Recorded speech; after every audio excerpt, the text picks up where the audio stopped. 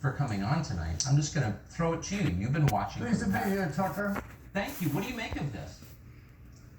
Well, Tucker, what you were saying about it really being a class, as a veteran of the civil rights movement, one of the great promises we gave to low-income blacks is that if you were to elect blacks to public office through Voting Rights Act, and we were running those institutions, that all of Black America would be better off. In the past 50 years, $22 trillion have been spent in the poverty program. 70% goes not to the poor, but those who serve poor people. So many of those people taking office use this money to create a class of people who are running these cities. And now, after 50 years of liberal Democrats running the inner cities, where we have all of these inequities that we have, race is being used as a ruse, as a means of deflecting attention away from critical questions such as why are poor blacks failing in systems run by their own people if race was an issue, even the criminal justice system.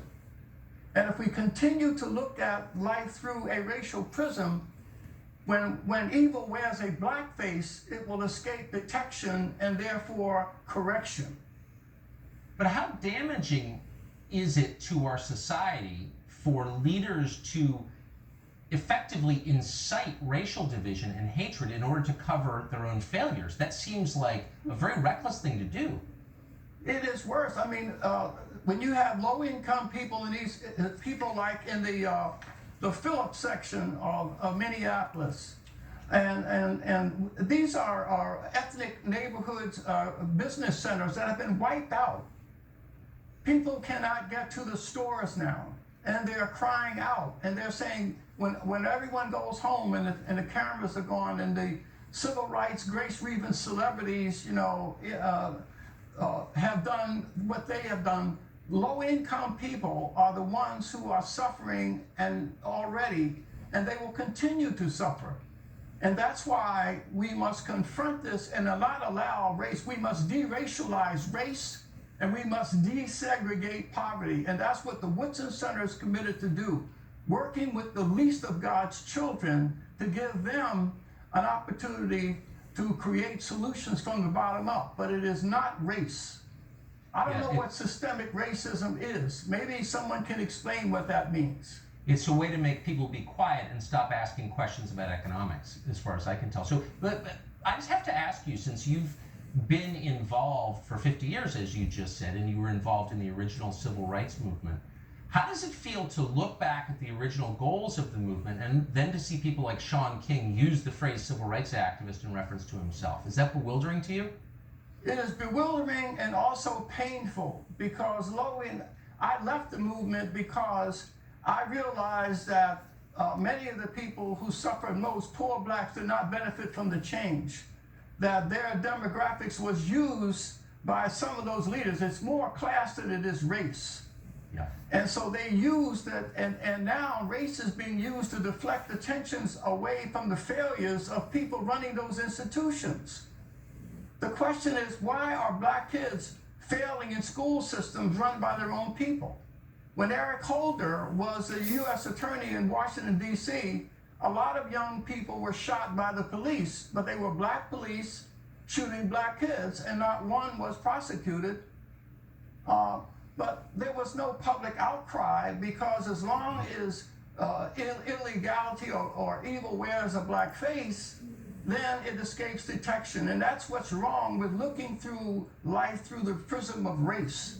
Right. It doesn't make anybody better, that's for sure. Why do you think corporate America, so many of our biggest and most profitable companies, have jumped in so aggressively on the side of Black Lives Matter, for example? You know, I really think it's white guilt, it's really a white guilt, and also it's an easy out. There are two people that I think are destroying this country, and that are guilty white people and angry, rich, entitled blacks who continue to play the race card, and they don't have to live with the consequences of their advocacy. when they're talking about the worst thing that can happen with police right now, it's very ironic that as police nullification occur and they don't patrol in those communities, the murder rate goes up. Of course. And so actually, when these middle class people who live in safe communities are villainize the police, and then but low income people have to, the murder rate goes up. That same study you quoted from Harvard also documented the fact through police nullification results in less police, more black on black crime, more black on black deaths. Poor people are being hustled by these middle class politicians. As Malcolm X said, they're being bamboozled, scammed, hoodwinked. And one day, that sleeping giant is going to wake up and understand who the real culprit is. Yeah. And it is people who look like them who are failing to use their positions to profit the least of God's children. Instead, they're using it to benefit themselves and their own group. You're telling a very sad story, Bob Woodson. Mr. Woodson, thank you so much for coming on tonight. Appreciate it.